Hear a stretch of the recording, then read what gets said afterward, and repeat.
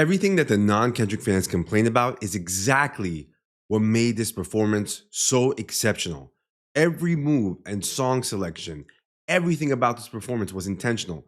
We're not tolerating no Kendrick slander here. And for the bots trying to push some narratives that the Super Bowl performance wasn't that great, let me remind them that Kendrick has a near sold out stadium tour, and the performance you saw there for free, some seats on that tour are going for $1,000 a ticket. This year, the Super Bowl probably brought in more viewers than usual because people who don't give a damn about football came just to see Kendrick. And reports show that millions of people stopped watching the Super Bowl after seeing Kendrick's performance.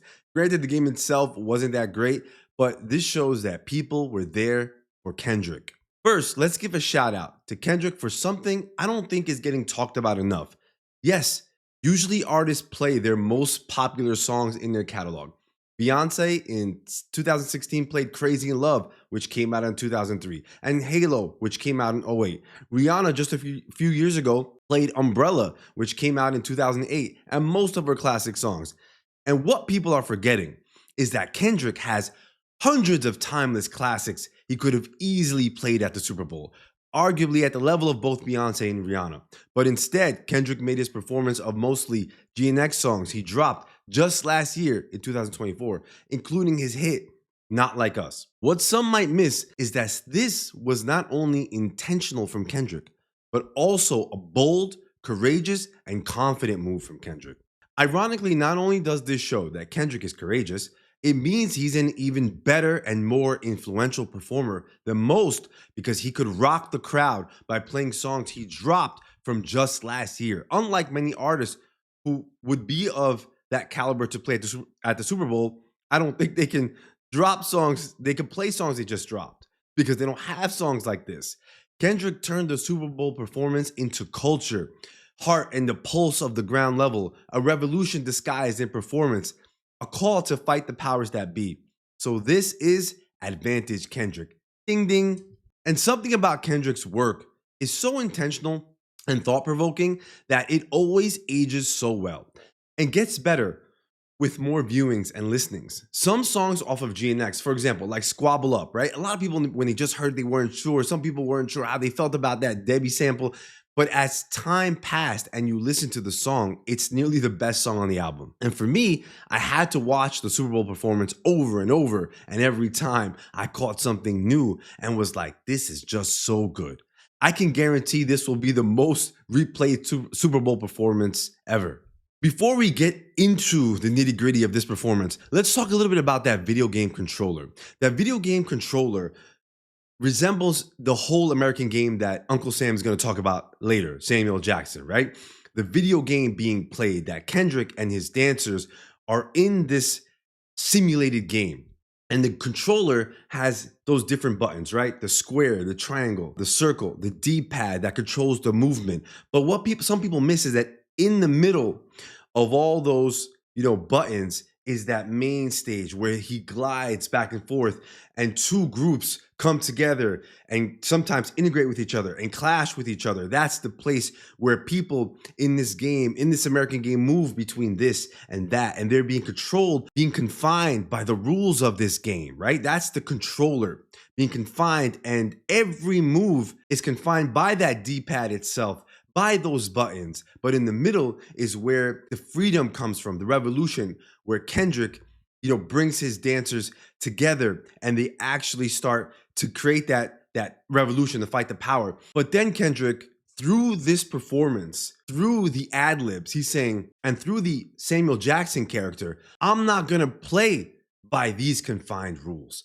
I'm not going to play by this American game. I'm going to make my own rules and I'm going to break out of these rules. And I'm asking and I'm calling for revolution for people to break out of this. Now we get to Uncle Sam. Not only was this Kendrick performance bold, the messaging was just so bold. And I don't know of any other Super Bowl performance that had thoughtful messaging like this in the performance. And Kendrick, he started the performance with, for the first time, a non-white, right? A black Uncle Sam with a double entendre right in the selection because Uncle Sam was played by Samuel Jackson. Let's give it up to Kendrick for that. And Samuel Jackson starts the performance by giving you the clue into the messaging right in the first line. He yells salutations It's your Uncle Sam, and this is the great American game. The meaning is hidden right there with the double entendre right in the first line. This is not just a sports game. I'm going to expose the game being played here in America that we and you all are actually pawns of.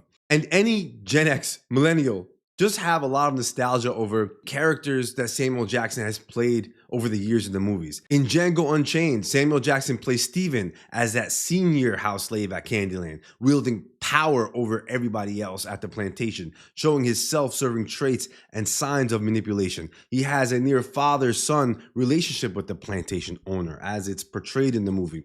So with this, Kendrick has Samuel Jackson play Uncle Sam, who throughout the performance is telling Kendrick to play nice. Kind of like what Samuel Jackson does in Django Unchained to Jamie Foxx's character. Who this nigga on that name? It's Snowball.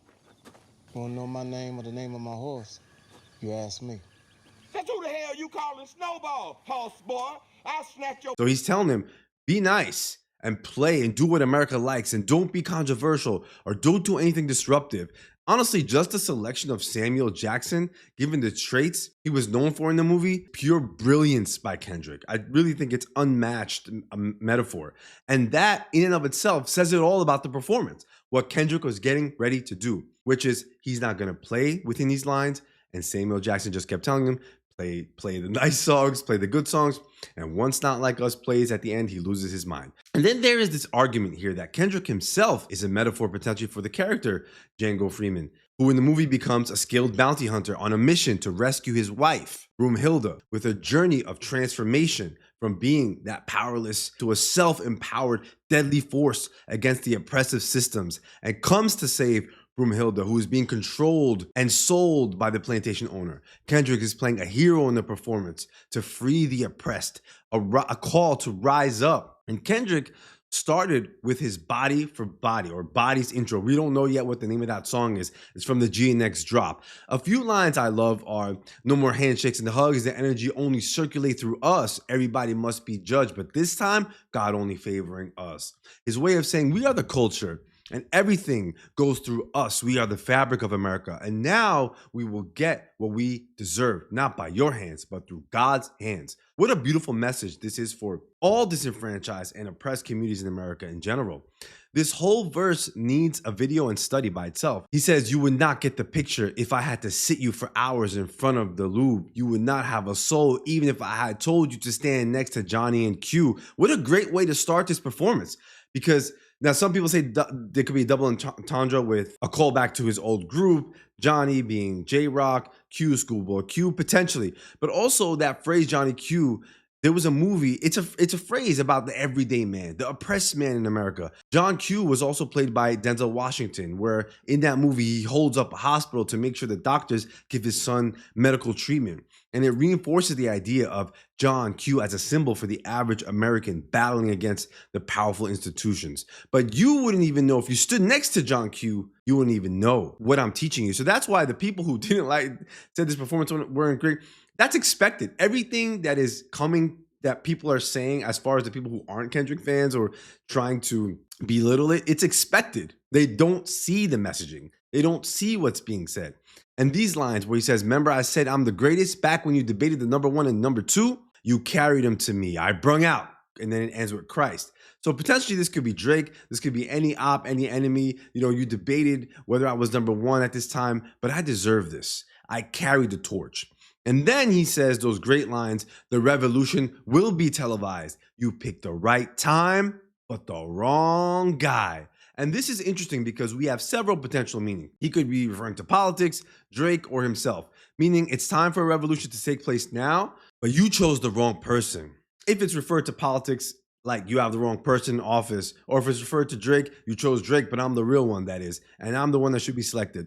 But I took it as he was referring to himself, meaning you don't realize it, but you chose the controversial person, the person who will actually take it to the next level and won't necessarily play nice and may actually free these people who are chained up mentally and metaphorically. Then people miss the revolutionary messaging right there. After this, the ladies dressed in red, which is already red being a metaphorical color for energy and danger and warning. They say slowly while moving their hands in that fighting stance, "Somebody better squabble up," which is an ad-lib because that's not from the original song. They're saying, let's get the revolution ready and everyone be prepared to defend, to fight, whether that's real or metaphorical. That's up to you to decide. Then all the dancers dressed in red, blue, and white come out of the GNX car. I just personally, I don't think it's so dope how all of them just keep coming out of the car, coming from this like one confined spot and just spreading out. And they start dancing to the song.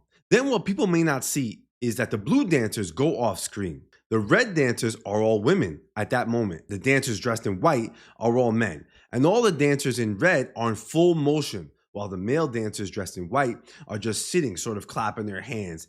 Then the dancers dressed in blue come out and intertwine with the dancers in red in a streamlined marching stance. But then as the female dancers in red, as they integrate, they go back into that fighting stance. This cluing foreshadow for revolution, getting ready for a fight. And right when that happens, you hear Samuel Jackson notice it and start yelling, "No, no, no, too loud, too reckless, too ghetto. Mr. Lamar, do you really know how to play the game? Then tighten up." He's telling him, get back on track. Don't lose yourself. Don't try to go too far. Again, bringing up that this is an American game and a warning Dot to play in the lines nicely. So another warning from Uncle Sam, as if it's the warning from the powerful to the weaker people to watch themselves and play within the lines. Then, because of Uncle Sam's warnings, Kendrick continues on and plays two of his quote-unquote safe classics, Humble and DNA. So then Kendrick plays his hit song, Humble, and you see the dancers dressed in red, white, and blue intertwined, representational of the American flag. But the fabric is made up by the dancers, bobbing their heads and raising their fists in the air throughout the dance. And Kendrick, he's right in the middle. The performance of Humble was honestly extraordinary. I love the dances, and again, it gives us that revolutionary vibe. And then Kendrick goes on to play DNA, another safe song, a song that everybody knows. And can we just give credit to Kendrick's breath control? It's just amazing. And I just wanted to give a nod to like Kendrick's, as I mentioned earlier, the center stage in between the video game controllers. I feel like that's the place of war, the place of freedom, or the place of battle and fighting revolution. And at that moment, Kendrick, he glides across the floor, going from one side to another, and he's still maintaining that breath control. But one thing unnoticed here is after Samuel Jackson gives him the warning and he does the safe songs, right at this break, he's running from one side to the other side of the stage with the other group. And those dancers start doing a little more hostile, defensive type dancing. Almost like he's calling for or transitioning from this side to another more aggressive side. And he starts the part of DNA at that point where he says, "I know murder, conviction, burners, boosters, burglars, ballers, dead, redemption," right? That aggressive part of the songs. "I wish I was fed. Forgiveness. I came from the bottom from this American game, but now I overcame it. I'm going to this side now, from this group to this side, and I urge a revolution so others can wake up and overcome it." Then he leads us into the first rap diss, Euphoria, which came out of nowhere, right? It was just so unexpected. We didn't even know he was going to play Not Like Us, but then to give us Euphoria, it really set the tone. And I think this was a way of not letting people down, because while Not Like Us is the winning rap diss, a lot of people love Euphoria. And I'm one of them. I did not expect it to get any play at this Super Bowl. But this break into one of the rap diss songs, going from Humble and DNA into Euphoria, was foreshadowing for that revolution. A way for Kendrick to foreshadow, to say we're breaking out of this American game. Enough with the safe songs. Just like how he came out on Euphoria, right? Out of nowhere. Y'all think I'm not gonna play Not Like Us? Let me start the revolution with Euphoria, which was his first full song in the rap battle with Drake. Then he takes you to Man at the Garden. I love this rendition of Man at the Garden, but it's stylized, right? And maybe some don't notice that he starts with the most aggressive part of the song that speaks on more of his woke self. "Keep these away from me, keep my essence contagious, that's okay with me. I burn this down, don't you play with me. I'm crashing out right now, no one's safe with me. I did it with integrity. They still try hate on me. More blood be spilling. It's just paint to me. Do y'all want the shameless me or the famous me?" He goes to the really strong parts of the line. Even though that song has a lot of affirmation, that's the revolutionary part of the song. And the guys behind him are cheeky smiling, if you notice, with gold grills and jewelry, which feels like Kendrick just having what can be seen as like the stereotypical view of the boys from the streets behind you. But this can be represented by Kendrick showing the heartbeat of the streets or the soul of the city. We everyday people, look where we came from and look at where I'm taking y'all now. And he ends it with this line that some can say is actually aimed at Drake or really anyone. Tell me why you think you deserve the greatest of all time. Why do you deserve it? And this is Kendrick using affirmations to honor himself and say, I'm worth it. I deserve this moment. Now Samuel Jackson gets a little pissed again, right? After that little Man at the Garden rendition, the little stylized ad-lib different rendition, he says, you bringing out your homeboys?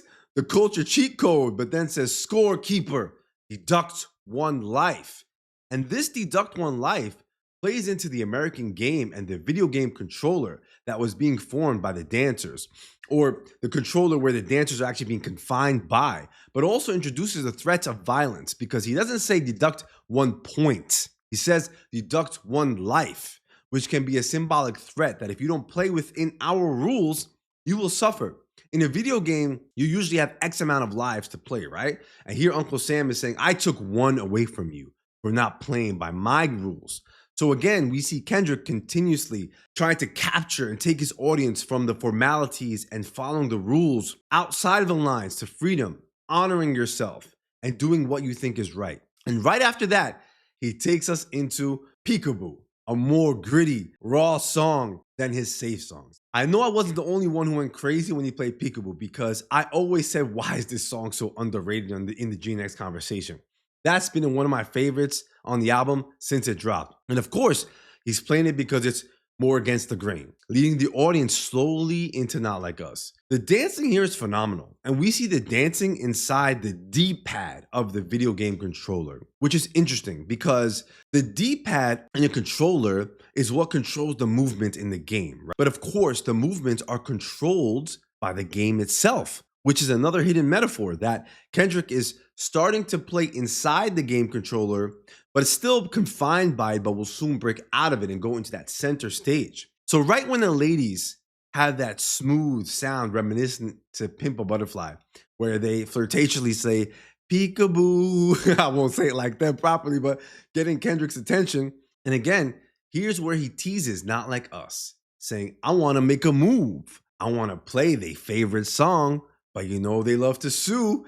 And here was the first time we see the clear reference to Drake. Nothing hidden, because we all know Drake is suing UMG for defamation over Not Like Us. And for Kendrick to actually make this call out, how bold and saying, I'm not playing with your rules. I'm not playing in those confined things. I'm going to say and do what I want. And we all know that once he said this, it was game over. We knew what Kendrick was doing here. Teasing the song, teasing the beat, teasing the references. I just lost my mind here because I said, damn, he's not only going to do the song, right?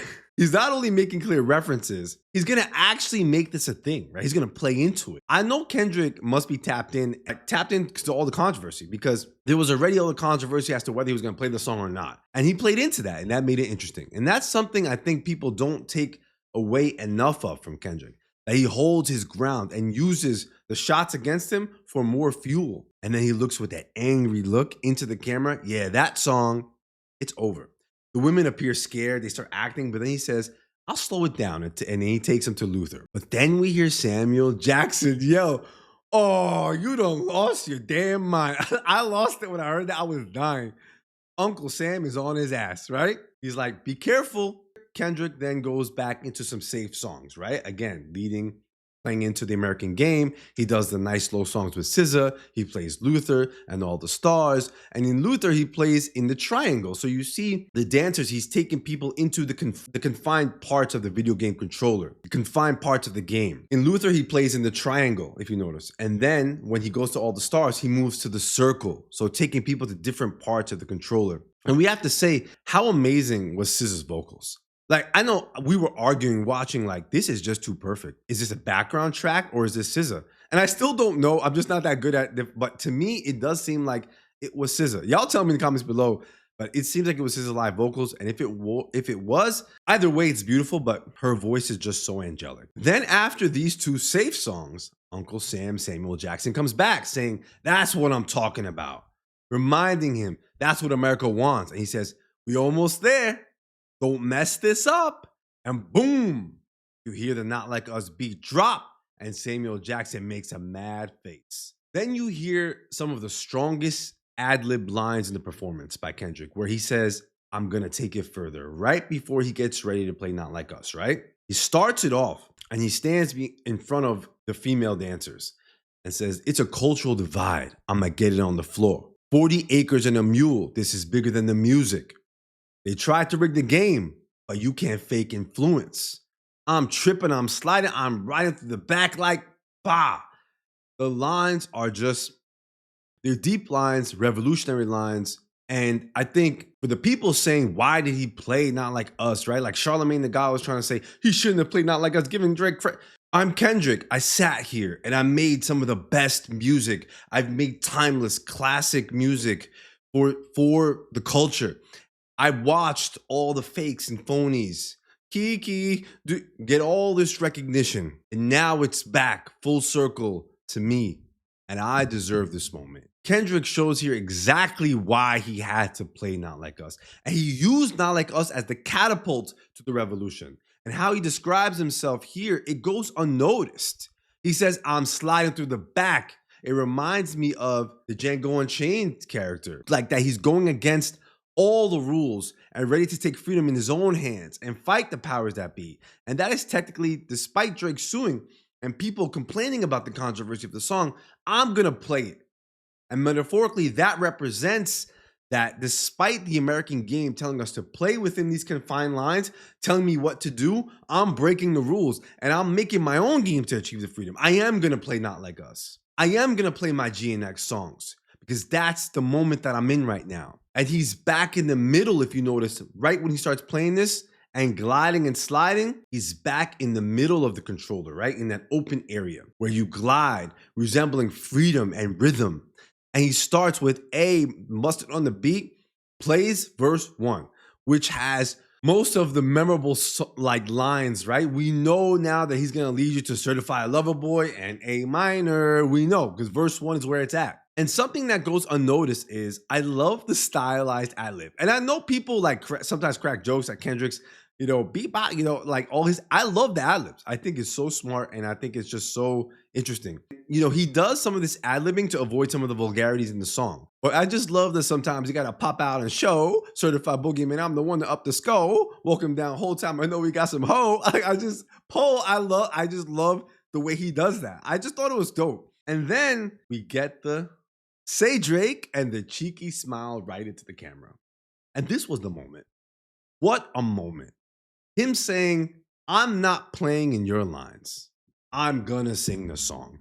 I'm gonna say Drake's name. And not only that, I'm gonna say it with a smile, meaning I see you and I know you see me. And this could all be another metaphor for just the whole performance, right? About revolution, that y'all tried to confine me, but I'm not going to be confined. And I'm going to make this original. And I'm going to do something different. Whether y'all like it, don't like it, it doesn't matter. Then he goes into wop, wop, wop, wop, wop. I'm on tough.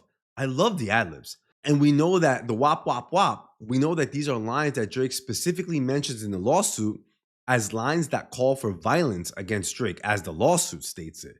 So for him to just be so revolutionary, say, I'm playing this. Then he waves. I don't know if you noticed, there's a wave, and you see Serena Williams with that C-walk. Holy, super petty, super like in your face. We all know Serena Williams was someone as like part of that rap battle in a way because she was mentioned in the song in Not Like Us where he says, you better not speak on Serena. Based on Drake reportedly being her ex, and after they broke up, he poked fun at Serena and her husband in the past, and Serena being from Compton, Kendrick just bringing her back out here was just super petty. I loved it though, just so great, and her dance was so nice. Like she looked so dope doing those moves. And then we all know he ends with that TV off, which was a clear, insane ending, and he brings out Mustard, and what an honor to have the producer Mustard. He really brings him out multiple times, bringing him out on the biggest stage. Like, I know that there's a lot of people who wouldn't do that for the producer.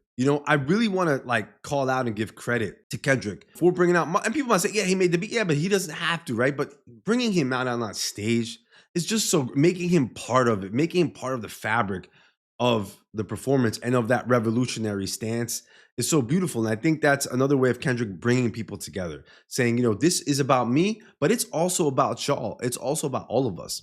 In the video game at the end, you see, actually, if you notice, the performance starts to conclude with TV off and the yelling of mustard. Great performance. But there's two sides of dancers on the floor, on this side and that side. And then you see them all in the middle run towards each other, coming to blows, almost representing a fight, a revolution that finally comes to fruition. And if you notice, Kendrick kind of runs and gets out the way as they clash, as if he's the one calling for this.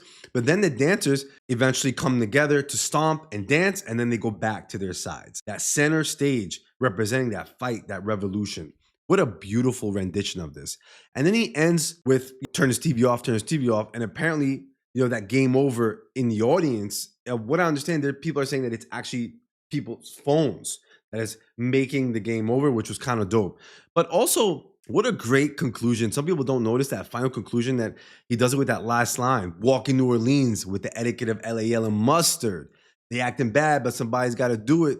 What a great line to conclude the performance in New Orleans and him being from LA to end with those lines. Kendrick, he's just a master. And the playing of GNX songs and Not Like Us was actually the right move here for Kendrick. I just want to say thank you, Kendrick. What an exceptional performance to bring to your fans and to the people.